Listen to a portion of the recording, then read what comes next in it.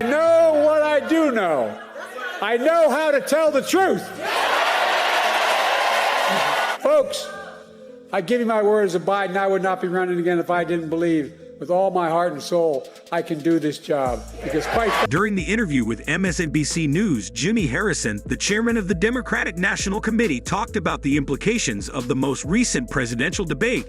He acknowledged that President Biden had a difficult night, but he attacked former President Trump for giving a dishonest performance. Harrison drew attention to Trump's deceptive remarks made during a rally in North Carolina. This emphasizes how important it is to consider the bigger picture of the issues at hand, rather than focusing solely on debate performances and the high stakes of the impending election. The conversation emphasized how important it is for people to take the big picture into account when selecting a president. Democratic National Committee Chairman Jamie Harrison. Mr. Chairman, let's get right into the debate. It was a rough night for President Biden, but a deeply dishonest one for Trump. The president spoke about his performance at a rally in North Carolina Friday. Take a listen.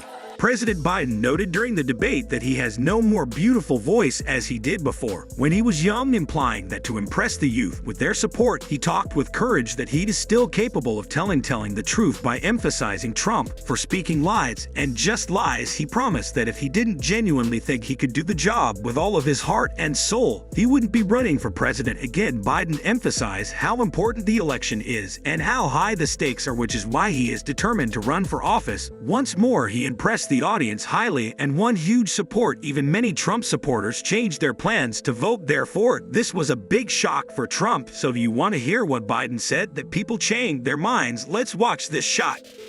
I don't walk as easy as I used to. I don't speak as smoothly as I used to. I don't debate as well as I used to. But I know what I do know. I know how to tell the truth. Folks, I give you my word as a Biden, I would not be running again if I didn't believe in my heart and soul I can do this job. Because quite frankly, the stakes are too high. The stakes are too high. The latest debate between U.S. President Joe Biden and U.S. President Donald Trump was an intense exchange of ideas regarding significant issues confronting the country. They talked about foreign policy, immigration, and the economy, demonstrating their divergent perspectives on the future of the nation. First, President Biden discussed the state of the economy. He admitted that rising prices or inflation have been difficult for people's finances. He claimed the pandemic had exacerbated the weak and poor economy he inherited from Trump. Biden stressed that he has been putting a lot of effort into making changes. Mr. Trump left me. We had an economy that was in free fall. The pandemic was so badly handled.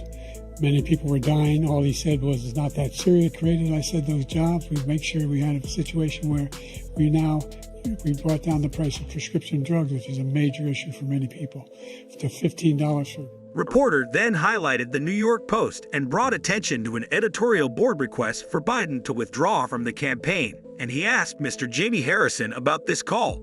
The New York Times editorial board has called for Biden to leave the race. So Harrison made it clear to reporters during a press conference that the recent call with party leaders was merely a routine update on the election's progress and plans for the convention, which is scheduled to take place in Chicago. Despite Biden's admission that he isn't debating as well as he once was, Harrison underlined that what counts is his resilience and his capacity to pick himself up in the face of difficulties.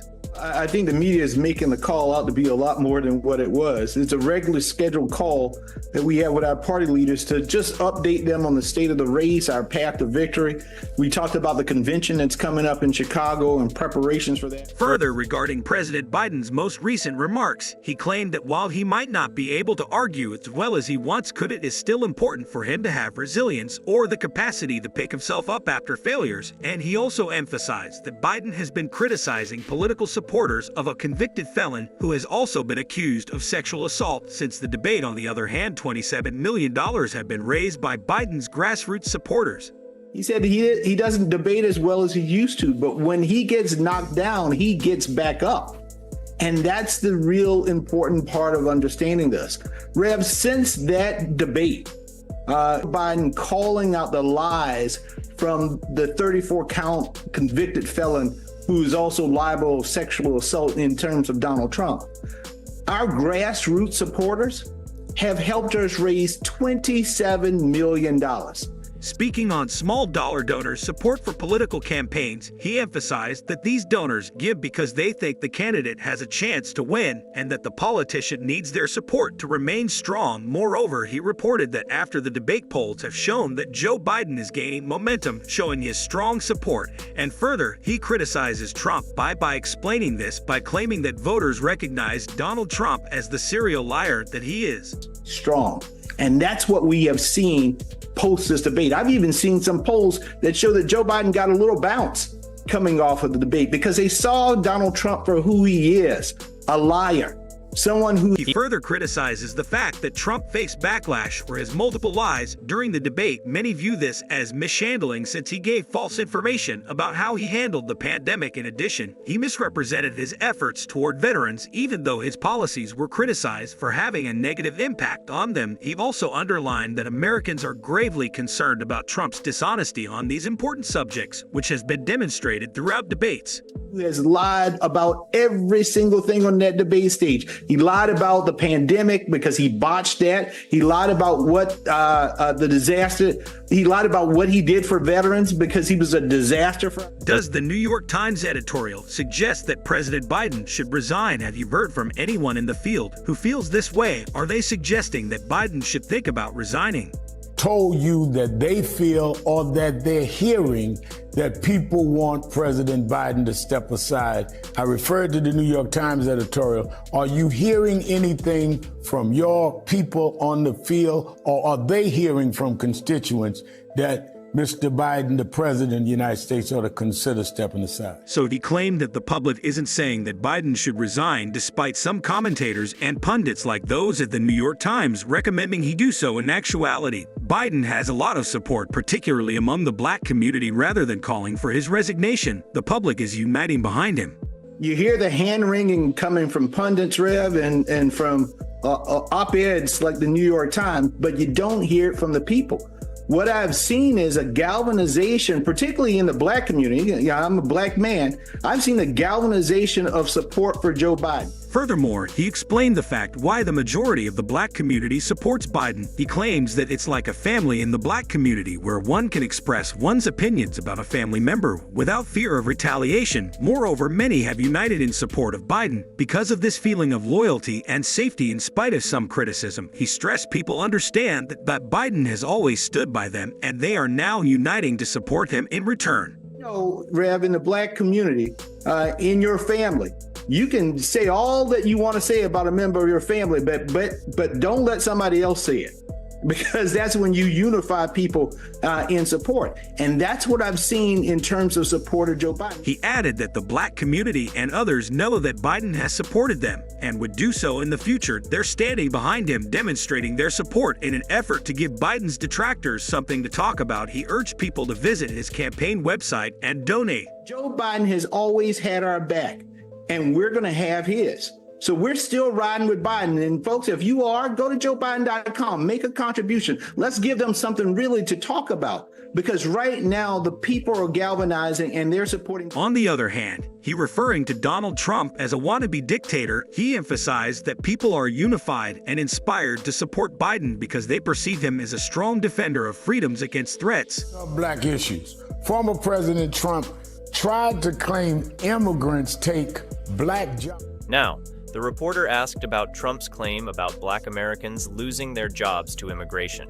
Now the reporter asked about Trump's claim about black Americans losing their jobs to immigration. He expressed doubts about this theory, stating that they are unaware of any employment reserved exclusively for black people and haven't seen any proof that immigrants are stealing jobs from native-born Americans of all races. They cited President Biden as the reason black unemployment fell to an all-time low and questioned what voters were supposed to learn from Trump's claim regarding black jobs. Trump tried to claim immigrants take black jobs. I'm not sure what jobs are specifically black, nor have I seen research showing immigrants are taking large amounts of jobs that would go to American citizens of any race. What I do know is black unemployment fell to an all-time low under President Biden. What should black voters take away from the debate especially being referred to as black. In response, the chairman stated that people perceive Donald Trump for his lying nature. They know who he is. Therefore, he claimed that the concept of black jobs was absurd, and that in his own experience, a Latino had previously held an identical position. He further criticizes Trump for his attempts to place Asian Americans, black people, Latinos, and other groups into predetermined categories, restricting their opportunities. See Donald Trump for who they are. And many of us went online to say, and right now I'm doing my black job, a black job I actually inherited from a Latino in terms of Tom Perez because he was a chair before me. It's just nonsense. He claimed Joe Biden, on the other hand, is aware that everyone ought to be able to realize the American dream regardless of color. The chairman said he was proud to be working for a president who has appointed more individuals of color to the judiciary than any previous president. Puts black folks and Latinos and Asian Americans in these little boxes that we're only defined to do and be certain things in his world.